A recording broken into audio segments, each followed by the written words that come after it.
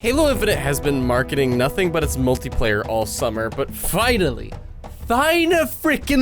we get an campaign overview trailer. And that's all I've been wanting ever since the whole pushback on Forge, no word on Firefight. I'm like, all right, fine, just give us a little bit more about the campaign after a year of a pushback. How has it progressed? What are you gonna do in it? Just show us more. We finally got that, but there is just one little thing that I'm a little bit about. So let's get into thoughts about the new campaign overview trailer for Halo Infinite.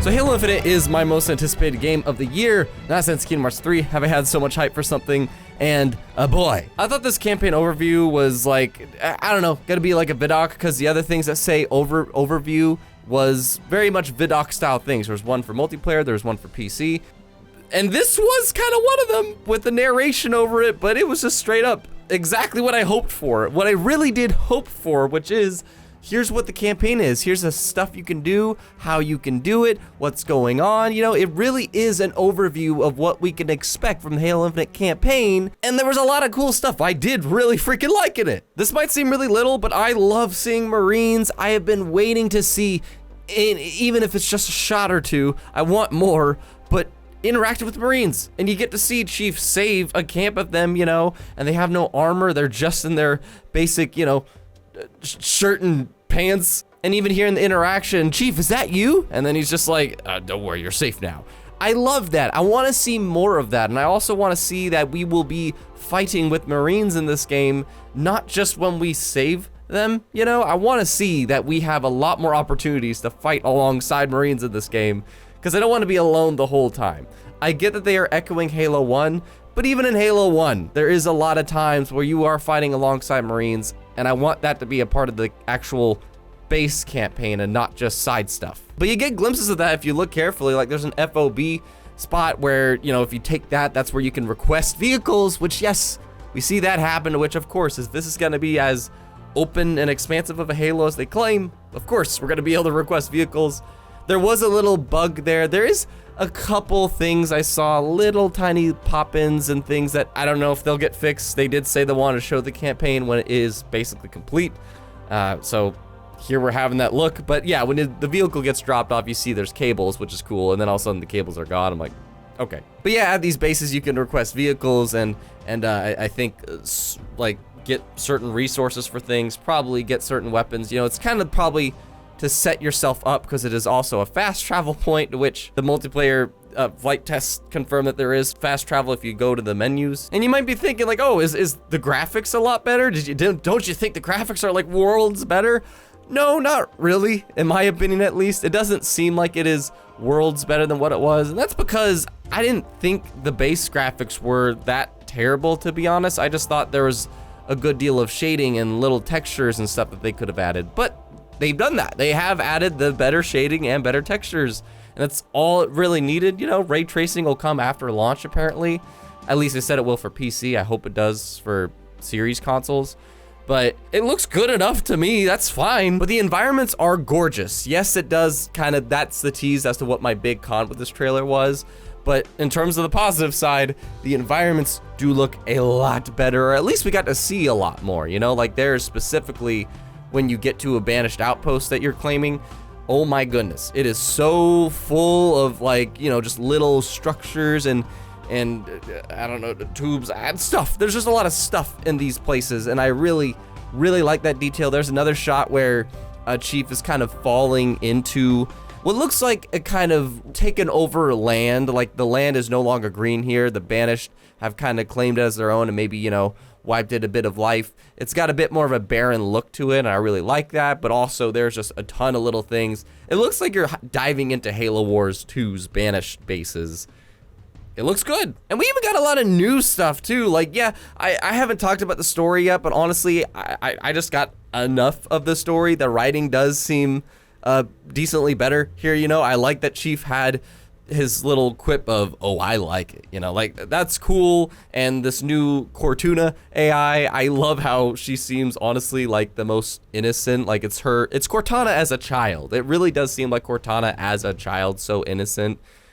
and just new. I'm currently reading Shadows of Reach, and honestly, this seems a lot like the chief that is from that book, where he's going to be interacting with people that are not in that calm mindset or as veteran as he is, and I'm looking forward to those kind of interactions. Kind of some new stuff sprinkled in with these, I forget what they're called, but you know, they're flying around with energy shocker things, and it looks like they're messing with something similar to a monitor. It might not be one, but it looks very similar to a monitor.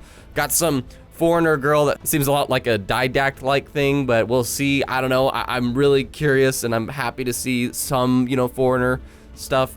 Kind of, this game really does seem like it's a mixture of 1 and 4 potentially put together thanks to that. If you look carefully, it pretty much confirmed that armor lock is back, and that's going to be a thing. I don't know if you yourself can use it, but you can upgrade a lot of your abilities, which is, I'm a bit like that's not a con to me. That's a bit of a worry, you know, with the abilities. Are you going to have to do some grinding, you know, if you want to do this on legendary difficulty? I'm sure you could totally do legendary difficulty without them, but you know, for folks that might have a hard time or want to, you know, max out their chief, is there going to be a good deal of grinding? I really hope that these, you know, outposts and stuff that you take, they don't feel repetitive. That's my hope. Like, they don't feel repetitive. They're a neat side activity, and they serve more of a purpose than you just getting, you know, more Spartan upgrade or another place to fast travel. Like, I hope that there is just a little bit more to them, but obviously it can't be too much if it's just side stuff. Say goodbye. Look out, Chief. He looks Angry. Oh, those boss battles, man. That was my most, like, I was super happy to see that, and them actually have kind of an intro cinematic, you know, like you see one where the elevator's taking him down, and Cortana's like, what if it's a friend? Again, love innocent Cortana, like just baby Cortana, basically. It's not. And also, especially that elite, man. Oh, that elite is like a Spartan killer, you know?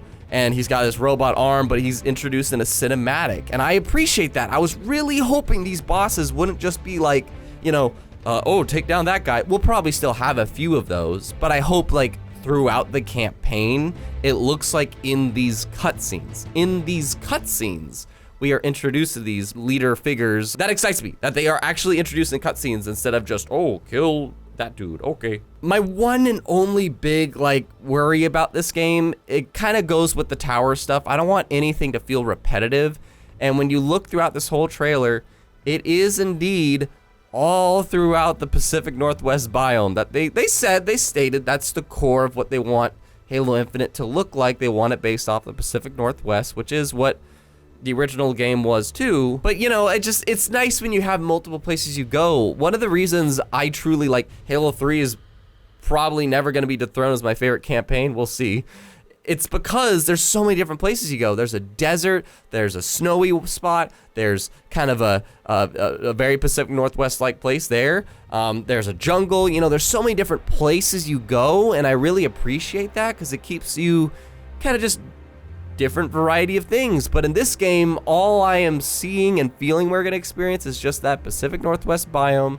Yes, with the daylight, you know, cycle happening, which is cool, but it's just Pacific Northwest, inside Banshee facilities, and foreigner stuff. It seems like those are our three main things, and I hope there's more. I hope there is more than that to kind of keep you on your toes a bit more. But still, man, this trailer was freaking sick. It's exactly what I wanted Halo to do, you know, because they just talk about multiplayer this whole time, and even with that con, I myself am so happy they did this. Like, this is all I wanted. I just wanted something else about the campaign after so much multiplayer talk, and now I'm good.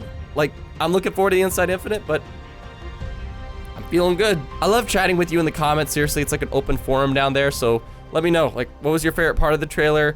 Do you have any worries about it? Is there improvements you saw? Just let me know. Let's chat in the comments, and you can see my reaction right up there, or another video that YouTube might recommend. So check those out. Thanks for watching. Be geek, proud, awesome. Subscribe there. Yeah.